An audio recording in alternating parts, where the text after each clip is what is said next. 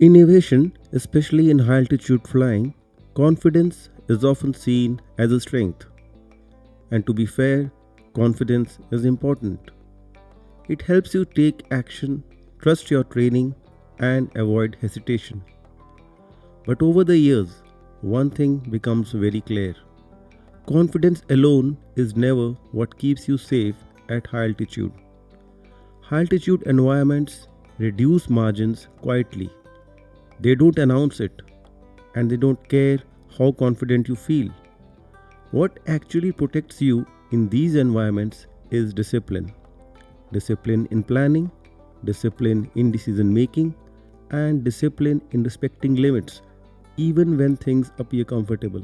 In this video, I want to talk about why discipline matters more than confidence in high altitude flying, and how this way of thinking slowly develops with experience. This is not about fear, and it's not about technical flying, it's about judgment. And interestingly, this lesson applies not just to aviation but to many areas of life where margins are small and consequences are real. So let's see what confidence really is. Confidence by itself is not a bad thing. In fact, it's necessary. Without confidence, flying becomes hesitant, and hesitation can be dangerous. But confidence is also something that is shaped by our recent experiences. If we have flown a particular route many times, if conditions have been favorable, or if things have gone smoothly for a while, confidence naturally increases. The problem is that confidence is not always a direct reflection of actual margins. It often reflects familiarity, comfort, recent success, not necessarily the current conditions. At high altitude, this difference becomes important because conditions can remain stable for a long time and then change quietly. Confidence may stay high even as margins are slowly reducing. This is why confidence, if left unchecked, can become misleading. Not because it's wrong, but because it can lag behind reality. That's where discipline comes in. Discipline acts as a constant reference point even when confidence feels strong. Now let's see why high altitude flying doesn't care about confidence. One of the most important things to understand about high altitude environments is that they are completely indifferent to how confident you feel.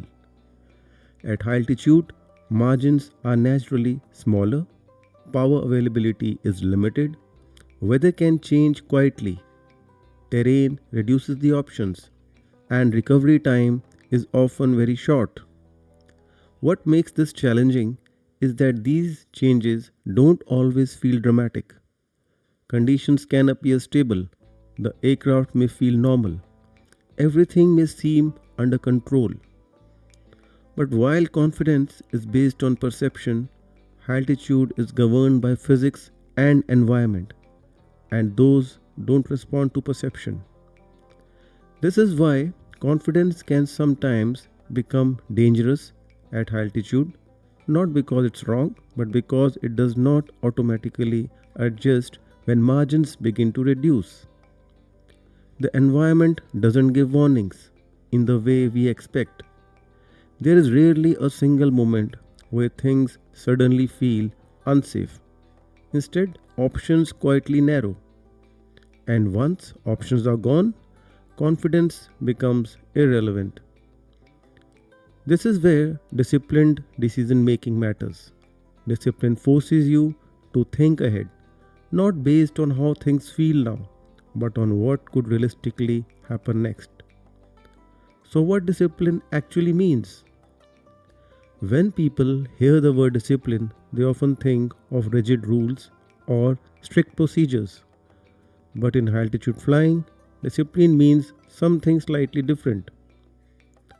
Discipline is the ability to consistently respect the limits, even when nothing appears to be going wrong. It's planning conservatively when conditions seem acceptable. It's making decisions earlier than you think you need to, and it's being willing to accept inconvenience in exchange for safety. Discipline also means separating how things feel from what they actually are. At high altitude, feeling comfortable does not necessarily mean having adequate margin. Many disciplined decisions feel uncomfortable in the moment. Turning back early, changing plans, or reducing exposure rarely feels rewarding at the time. But discipline is not about avoiding flying, it's about preserving options. And preserving options is what keeps you in control. Over time, experienced pilots learn that discipline doesn't restrict them, it actually protects their ability to make decisions later when it really matters. Now I'll let you know about the dangerous confidence trap. One of the most subtle risks in high altitude flying is what I would call the confidence trap. This doesn't happen suddenly. It develops slowly, often after long periods where things are going well. Routes become familiar, conditions feel predictable, previous flights reinforce the belief that everything is under control, and gradually, confidence starts replacing discipline. Not intentionally, but quietly. Checklists may be followed, procedures may still be respected, but the thinking behind decisions becomes less deliberate. This is where risk increases, not because skills are lacking, but because assumptions begin to take the place of active judgment. High altitude environments are unforgiving to assumptions. They don't fail dramatically, they simply remove the options. Most serious situations don't come from one bad decision, they come from a series of small, comfortable decisions where discipline slowly erodes. And by the time confidence is tested, it's often too late to rebuild margin. With experience, this awareness starts to change how you think. Now we'll see how experience changes your thinking. One of the interesting changes that experience brings is that it doesn't necessarily make you more confident, it makes you more thoughtful. With time, you start paying less attention to how capable you feel and more attention to how many options you still have. Experience shifts your thinking from reacting to situations to anticipating how situations can quietly evolve. You begin to think a few steps ahead, not because you expect something to go wrong, but because you respect how quickly margins can change. There is also a noticeable change in how decisions are timed. Experienced pilots tend to decide earlier. They don't wait for situations to become uncomfortable before acting. This isn't hesitation and it isn't fear. It's an understanding that once pressure increases, choices reduce. Over time, discipline stops feeling like a restriction. It starts feeling like a protection of options, time, and control. And that's when confidence becomes quieter.